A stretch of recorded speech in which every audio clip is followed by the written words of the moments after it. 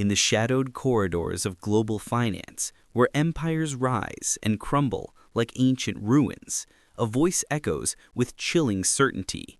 Ray Dalio, the architect of fortunes and foreseer of falls, declares, "We're entering the most dangerous economic period in 100 years."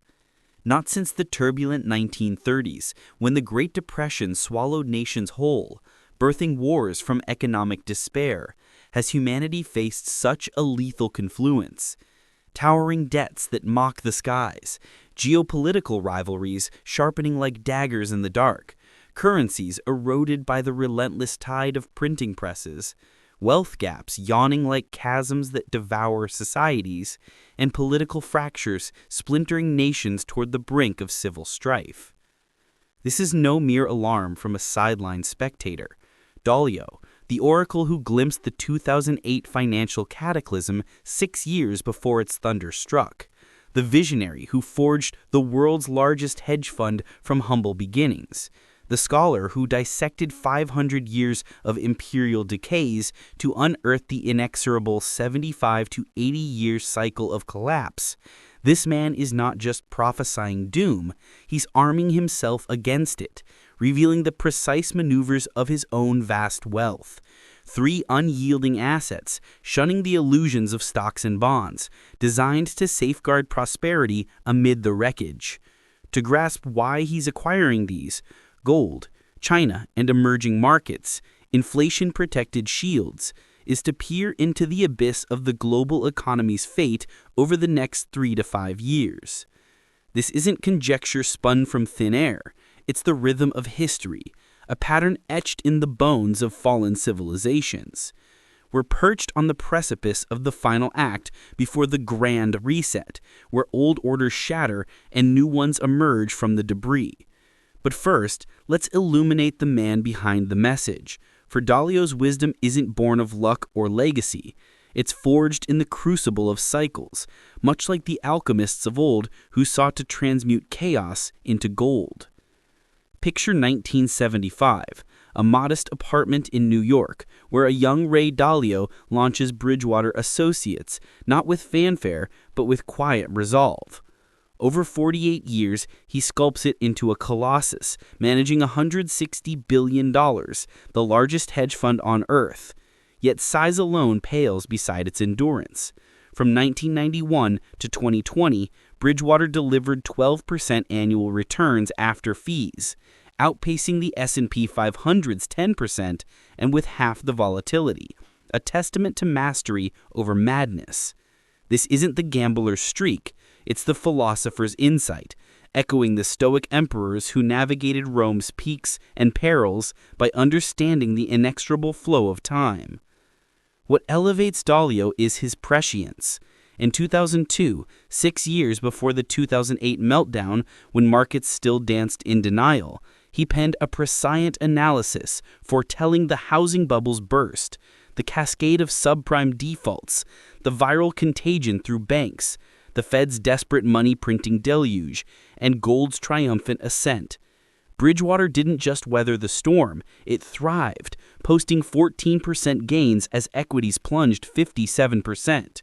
In that chaos, where fortunes evaporated like morning mist, Dalio's fund stood as a bastion, much like the fortified citadels that preserved knowledge through the dark ages. This triumph stems from his profound grasp of the machine, the debt cycle, a mechanical beast that devours and rebirths economies. He's chronicled it in his tome, Principles for Navigating Big Debt Crises, offered freely online, a generous act born of empathy for those blinded by the system's illusions. Dalio has witnessed this cycle ravage nations, from the opulent fall of the Dutch Golden Age to Britain's imperial twilight, and he urges understanding not for profit alone, but for survival, a philosophical nod to the ancient Greeks who warned that ignorance of history condemns us to relive its tragedies. To comprehend Dalio's warnings, we must dissect this debt cycle, for it's the heartbeat of empires, pulsing through phases as predictable as the seasons, yet as destructive as unchecked storms. Phase 1. Expansion. Here, After a cataclysmic reset, debts purged via bankruptcy or hyperinflation, the economy awakens anew. Unburdened, borrowing flows cheaply, fueling investments in tangible progress, factories humming with innovation, technologies bridging human potential, infrastructure binding societies. Jobs bloom, incomes swell, spending and savings harmonize in virtuous growth. This isn't debt's mirage, it's productivity's genuine fire. America embodied this from 1945 to 1965, post-World War II's ashes. Debts lingered, but were tamed. As manufacturing surged, the middle class ascended like a phoenix, and debt-to-GDP ratios actually declined amid booming prosperity. It's an era romanticized in collective memory, the golden age of opportunity. Yet philosophically, it whispers of hubris. For every ascent, a descent lurks, as Aristotle cautioned in his Cycles of Constitutions. Then comes phase 2, acceleration.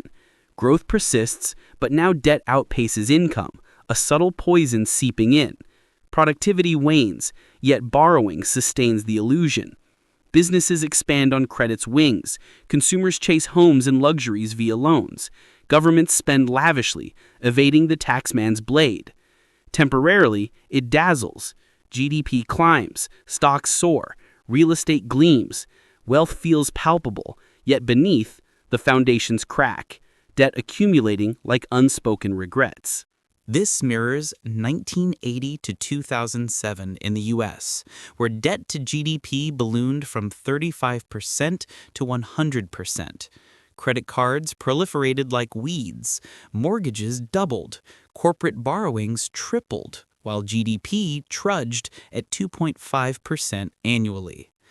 Asset bubbles masked the math's fracture, homes appreciating 5% yearly, retirement funds swelling 8%, breeding a false euphoria.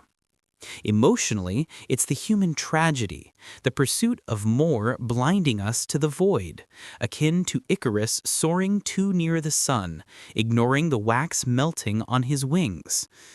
Phase 3, the peak. Debt's weight crushes, interest devouring cash flows like a ravenous beast. Businesses stagnate, revenues chained to repayments. Consumers falter under payment burdens. Governments teeter as debt service eclipse taxes. This was 2008's precipice, subprime defaults igniting a chain reaction, securities crumbling, banks failing, credit seizing like a heart in arrest. It's the moment of reckoning, where illusions shatter, evoking the philosophical despair of existentialists. In the face of absurdity, what remains? Leading inexorably to Phase 4, crisis and deleveraging. Debts dissolve through defaults, creditors' losses purging the excess, or inflation's sly erosion, currencies diluted to repay in worthless notes. The system reboots, scarred but cleansed. From 2008 to 2012, bankruptcies raged, foreclosures scarred landscapes. Yet the Fed's quantitative easing, zero rates, trillions printed, softened the blow, blending destruction with devaluation. But here's Dalio's grave caution, laced with historical depth. 2008 should have been a thorough purge, echoing the Great Depression's brutal reset, where U.S. debt to GDP plummeted from 299% in 1933 to healthier realms post-war. Instead, interventions, bailouts, endless printing, prolonged zero rates, averted full deleveraging. Debt didn't retreat, it metastasized, from 100% GDP in 2008 to 132% today. They postponed the inevitable, amplifying it, much like how Rome's emperors debased the denarius to fund excesses, hastening their fall.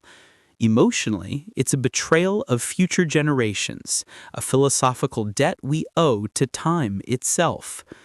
Now, Dalio unveils the triad of converging tempests, mirrors of every empire's demise over 5 centuries. First, the debt vortex, America's $36 trillion burden, 132% of GDP, with interest payments at $1.2 trillion, swelling to $1.8 trillion by 2027. Unsustainable arithmetic demands default or dilution, both currency killers. This echoes Weimar Germany's hyperinflation in the 1920s, where debts birthed money-printing frenzies, turning millionaires to paupers overnight. Second, geopolitical shadows. U.S.-China rivalry, a Cold War of trade barriers, tech embargoes, Taiwan's flashpoint, paralleling the 1930s U.S.-Japan-Pacific clash that ignited World War II. Dalio sees escalation's ladder, sanctions today, skirmishes tomorrow, global conflagration lurking. Philosophically, it's Thucydides' trap, where rising powers clash with established ones, a cycle as old as Athens and Sparta. Third, internal fissures, U.S. polarization, wealth inequality rivaling 1929's excesses, the top 1% hoarding 40%, the bottom 50% scraping 2%. This breeds populism's fury, social unrest, teetering toward revolution, as in France's 1789 upheaval or Russia's 1917 cataclysm. Dalio's studies of Dutch decline in the 1600s, Britain's in the 1900s, reveal the pattern. Debt, external wars, internal rifts, then fragmentation. We're in the twilight, 5 to 10 years from the brink. A somber reflection on human frailty, where unity fractures under inequality's weight. Yet Dalio doesn't merely warn, he acts, disclosing his arsenal for the tempest. 3 assets to weather the gale, each a bulwark against collapse. First, gold. Physical, unyielding, not shadows like ETFs or miners. Since 2019, he has amassed it, decrying bonds as trash in devaluation's wake. Bridgewater holds 5 to 10% in gold, $8 to $16 billion. Dalio advocating 5 to 10% for all as insurance. Why?